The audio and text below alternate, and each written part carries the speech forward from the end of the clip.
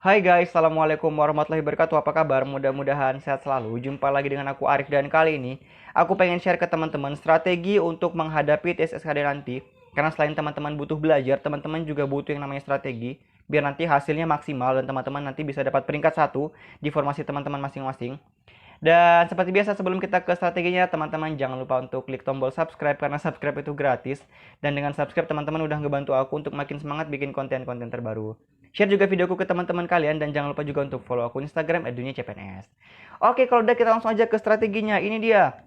Yang pertama adalah teman-teman harus tahu medan dulu. Ya, medan tempur namanya kita mau bertempur kan. Teman-teman harus tahu medannya dulu. Nah, untuk tes SKD ini, teman-teman yang pertama harus tahu dua hal. Yang pertama, apa kisi-kisi terbaru, dan yang kedua adalah berapa passing grade-nya. Oke, kita langsung aja ke kisi-kisinya. Untuk TKP itu ada 5. Yang pertama ada pelayanan publik. Yang kedua ada jejaring kerja. Yang ketiga ada sosial budaya. Yang keempat ada teknologi informasi dan komunikasi. Dan yang terakhir adalah profesionalisme.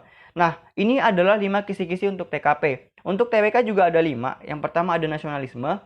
Yang kedua integritas, yang ketiga bela negara, yang keempat pilar negara yang terdiri dari Undang-Undang Dasar, kemudian ada Pancasila dan Bhinneka Tunggal Ika, lalu ada bahasa Indonesia. Lalu untuk TIU itu ada 3, kemampuan verbal yang terbagi lagi menjadi 3, ada analogi, silogisme, dan analitis.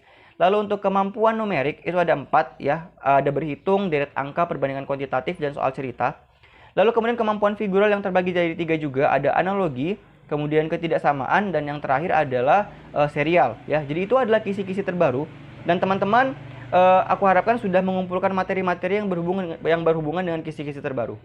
Oke. Nah, untuk passing grade sendiri, ini juga teman-teman harus tahu, passing grade untuk TKP itu 126, TWK 65 dan TIU adalah 80. Nah, kita langsung masuk ke strateginya.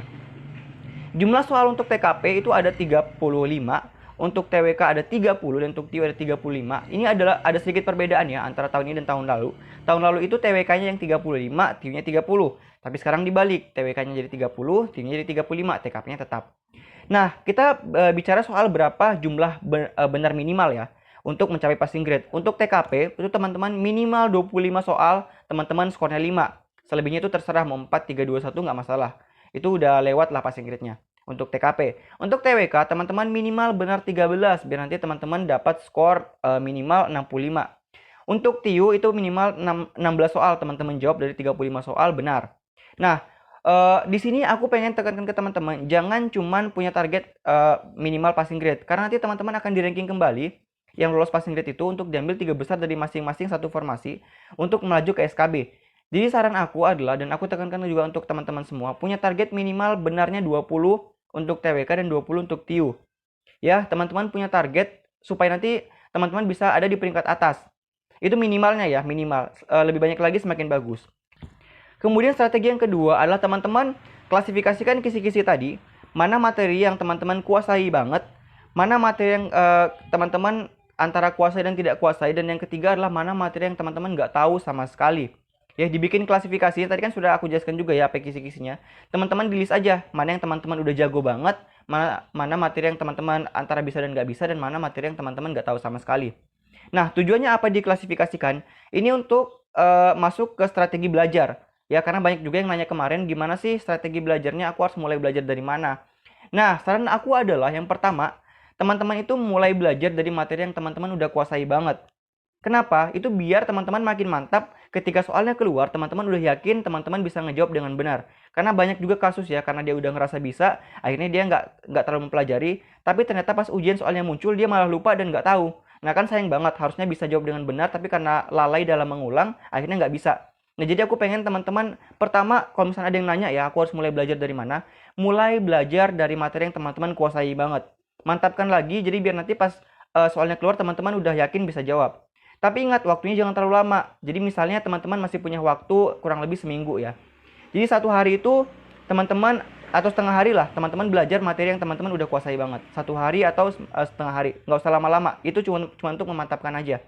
Ya, lalu yang kedua teman-teman pelajari selanjutnya adalah materi yang antara teman-teman bisa dan nggak bisa.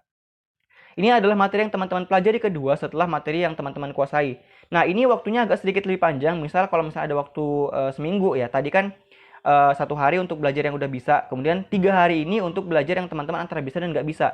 Nah, ini juga untuk memantapkan teman-teman yang bisa semakin mantap, yang nggak bisa menjadi lebih mantap. gitu ya. Lalu yang terakhir adalah teman-teman baru mempelajari materi yang teman-teman nggak tahu sama sekali. Dan spare waktunya juga lebih panjang, biar nanti teman-teman lebih bisa mendalami materinya. Ya, nah itu. Makanya penting banget untuk teman-teman klasifikasi mana yang materi teman-teman udah kuasai, mana yang belum, mana yang nggak tahu sama sekali. Aku juga harapkan waktu tes nanti teman-teman sudah menguasai semua kisi-kisi.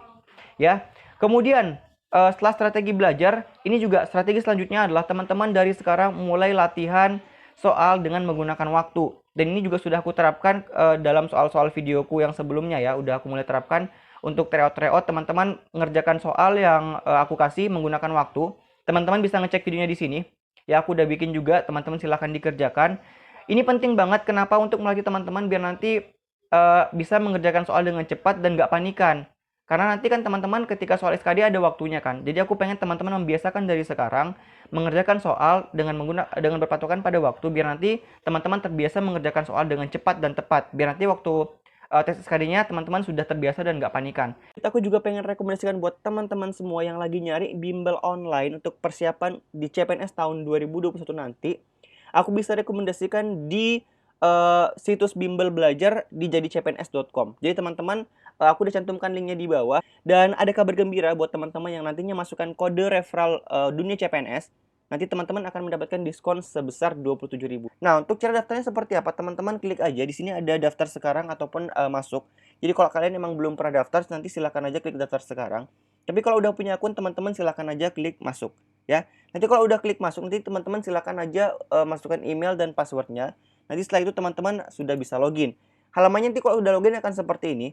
Jadi teman-teman nanti untuk melakukan pembelian soal, teman-teman klik aja yang di sini, pembelian paket soal, ya. Itu sudah ada SKD dan SKB-nya. Jadi buat teman-teman udah bisa langsung belajar untuk SKD maupun SKB. Kalau teman-teman pengen latihan dulu untuk yang SKD, klik aja yang SKD. Nah, kemudian teman-teman klik aja yang di sini, formasi SKD CPNS tahun 2021, klik. Teman-teman nanti akan mendapatkan paket-paket seperti ini dan tenang aja teman-teman semua karena nanti soal-soalnya bakal terus diupdate dan ditambah. Di sini kan harganya masih 126.000 ya dan teman-teman nanti akan mendapatkan diskon dengan memasukkan kode referralnya dunia CPNS. Gitu ya. Nah, teman-teman yang pengen dapatkan potongan sebesar 27.000 silahkan masukkan aja kode dunia CPNS, gunakan kode. Harganya tinggal 99.000. Nah, kalau sudah teman-teman silahkan aja klik pembelian. Karena sebenarnya ada satu kunci sih untuk teman-teman berhasil dalam tes ini. Yang pertama adalah teman-teman tetap tenang, ya. Dengan tenang teman-teman nanti bisa mengerjakan soal dengan baik. Karena kebanyakan kasus ya teman-teman itu banyak yang panikan. Jadi ketika mengerjakan soal dan nggak terbiasa akhirnya dia panik. Kemudian apa yang udah dipelajari malah akhirnya blank. Sementara kan waktu terus berjalan. Jadi teman-teman aku harapkan mulai sering-sering latihan dengan menggunakan waktu, ya. Oke, jadi mungkin itu aja strategi yang bisa aku share ke teman-teman. Mudah-mudahan bermanfaat dan silahkan langsung diterapkan dari sekarang. Silahkan komen di bawah persiapan teman-teman seperti apa. Dan komen juga di bawah untuk teman-teman yang punya pertanyaan.